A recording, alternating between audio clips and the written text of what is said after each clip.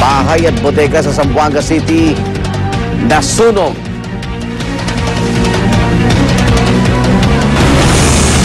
Bibingka at mangga sa Bacong, Negros Oriental dinarayo po ng mga turista at nabayaan ng mga karagdagang detalye mamaya sa unang balita. Darito na si Connie.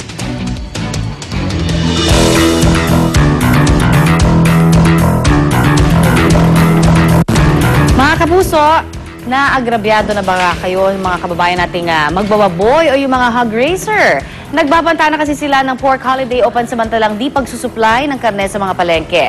Marami na raw po kasi ngayong imported na karneng pumapasok sa bansa na lumalabas na mas mura.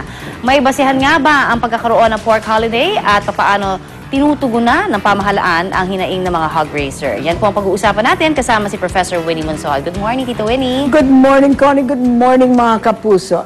Alam niyo, mga kapuso, let's locate itong pork hog industry dito sa Pilipinas. Alam niyo, second lang yan sa rice, ha? In terms of contribution sa agriculture. Ang maganda pa rito, ang mga 70% ng hog raising industry ay mga backyard producers, mga maliliit yan. Meron pa akong sasabihin sa inyo, ha? Yung pork natin sa Pilipinas, napakasarap. Trust me on this. Our pork is the best. At saka, alam nyo, for the past 20 years, 30 years, sinasabi na ng mga ekonomista at saka mga agricultural economists, pork, hog raising, even live, even chicken, meron tayong tinatawag na comparative advantage. In other words, relative to other countries, we can really export our pork. Bakit hindi natin ginagawa? Alam nyo bakit? No offense meant to the policymakers in agriculture, pero ayan ang problema po. Meron tayong mga policy contradictions sa pork. Alam nyo kung ano ang main input sa pork? Is corn.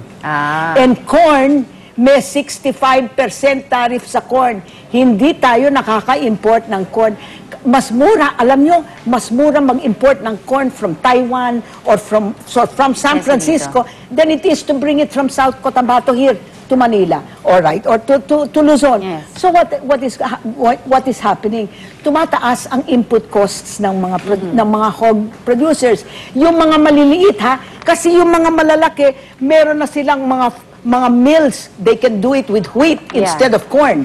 And so it's cheaper for them. But for the small hog raisers, talagang they get it from both sides. Kaya hirap na hirap sila. That's why we have to ask the Department of Agriculture, mga kapuso, to please study the input costs of pork para hindi na sila nag-aangal na merong competition from abroad, kundi sila ang mag-export sa abroad. Di ba maganda yun? Kaya pag-uusapan natin yan with our Secretary of Agriculture. Tama-tama, nandito talaga ngayon si Department of Agriculture Secretary Proceso Alcala para naman sagutin yung ating mga Yes, good morning, Secretary. Ano bang ginagawa niyo para sa mga maliliit? Never mind di malalaki. Actually po, ang pinakamaganda pong ipinopropose natin is bigyan talaga ng permanenteng solusyon itong problema ng maliliit na magsasaka. So, nag-allocate na po kami ng pondo para mag-put up tayo ng mga cutting floors. Isa sa South and isa po ay sa North of Metro Manila. Kasi ito po yung pinakamalaking pinanggagalingan. Ano yung cutting floors? What do you mean by cutting floors? I-process na po. Bayad lang yung mga growers ng toll fee kung saan dapat po ay magkasalisi po kasi or hindi po magka-match yung pangangailangan ng food processors at saka po itong gustong ibenta ng ating mga magsasaka. Dahil yung po magsasaka natin, ang gusto nila ibenta ay yung buo-buo or na maliliit yung size, samantala ang kailangan po naman ng mga food processors ay yung pong mga different parts lang po ng karne na hindi po yung prime cut. So, ito po yung naging dahilan kung bakit dumating tayo doon sa dumami ngayon itong imported na mga karne sa atin na... May smuggled ba yun? Technical smuggling ba yun o ano? Ito po, aaminin po natin na mayroon pong nakakalusot na ganyan. At ginagamit pa po itong situation na ito para makapagpasok ng hindi po tamang karne. So kaya ho nagmumura yung imported na mga pork at nagrereklamo yung ating mga hog raisers. Nagbabanta ho sila ngayon ng pork holiday. Ano hong update natin? Actually po, last Friday, Saturday ay... binantayan po namin kasi ang balita po namin is nag-declare na po sila ng pork holiday by that time. Ngunit mabuti na lang po dahil hindi naman po masyadong inepektuhan. Ang lahat po ng palengke sa buong Pilipinas na monitor po naman, halos wala pong pagkukulang na nangyari.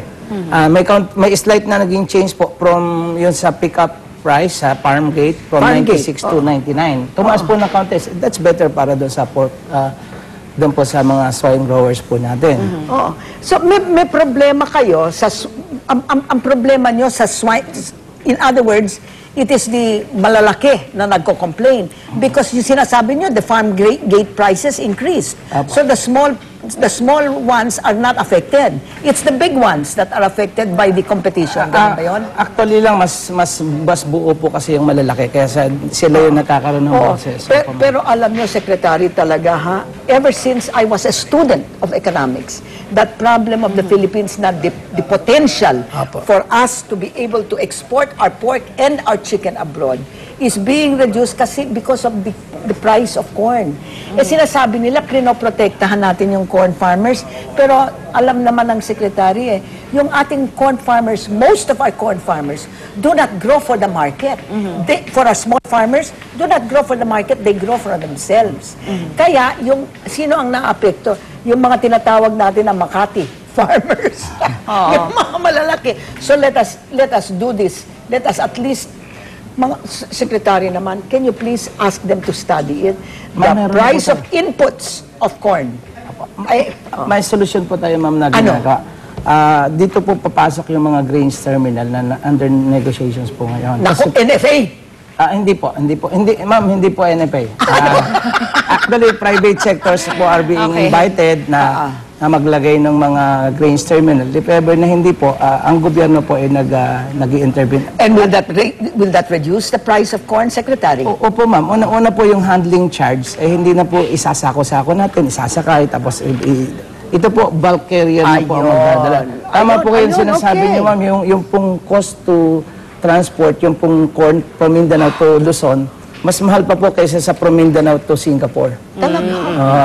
Pero Nandun pa ho yung mga middlemen na parang naninindikato rin ba? Ganun ba yung Actually po, yung middleman naman po, isa lang yung transport, pero yung middleman po doon sa, ngayon, binubuo po namin yung farmers as into cooperative. Tapos tinutulungan pa rin po sila, even doon sa patuyuan po. Yung corn ay nakabla po tayo ngayon, hindi pa tulad ng dati sa kalye lang po lang. Sir, mabalik lang tayo kasi maraming, syempre, nagtatanong, ano nga ba magiging effect nito sa ordinaryong Pilipino kung halimbawa matuloy yung pork holiday, no? Dahil may nabibili naman silang mas murang imported naman daw. Paano sa kanila? I think it is wrong for the pork to do that. Alam nyo, because maraming substitute po ang pork. Kung walang substitute ang pork, then mahihirapan ang mga... Pero tumaas ang presyo ng pork, ay bibili sila ng chicken, bibili sila ng beef, bibili sila ng vegetables. You know what I mean? Wrong. Kailangan talaga mag-pressure po kayo sa agriculture na ibaba yung input prices and to protect them because if everything goes well, we can export. We can compete with the people abroad. Sayang naman. Alam nyo po, talagang mas masarap. Hindi ko alam kung bakit. Tanungin nyo, miski sinong Pilipino na nag-abroad, na kakain ng pork in the United States and Canada, that's where we're getting our pork. Ang sakwa, hindi naman masagwa, pero walang lasa. Siguro po, ma'am, sarap-sarap ng pork natin. sa haba po ng pagkakaprose niya. Kasi yung pong sa kanila, Ayun ba? yun, I think doon po yun. Hindi, miski sa States ako, kung kain ako ng pork, hindi masarap eh. Yun nga po, yun Masarap po, ang ma'am. mga Yun baboy po, kaya dito. po mas masarap yun sa atin, mas fresh po. Ayun. Mas fresh, okay. Okay, so abangan ho namin, Secretary, yung mga update tungkol dyan, syempre, sa talaga, pagbabanta ha? ng Swine Tutulungan niyo Development po yung Council. mga maliliit because before, it used to be 76% of the hog was small. Now, 70 na lang. Alright. Medyo dumadami yung mga malalaki. Gusto natin, backyard operation yan. That's put so many children to school. Ayun. Alkansya po siya na magsasaka. Ayan. Abangan po namin yan. Update na yan. Maraming salamat. Alkansya nga naman, Kay Agriculture Secretary Proceso Alcala. Siyempre, kay Tita Winnie Monzon. Thank you, Maring Winnie. Bye. Tita Winnie. Have a nice day. Okay. Thank you so Samantala, much. ito po I'm naman, glad I unang met balita you. na tayo.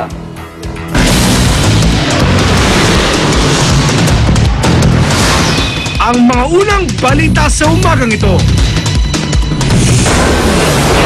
Isang lalaki, pinagbubugbog hanggang sa mapatay.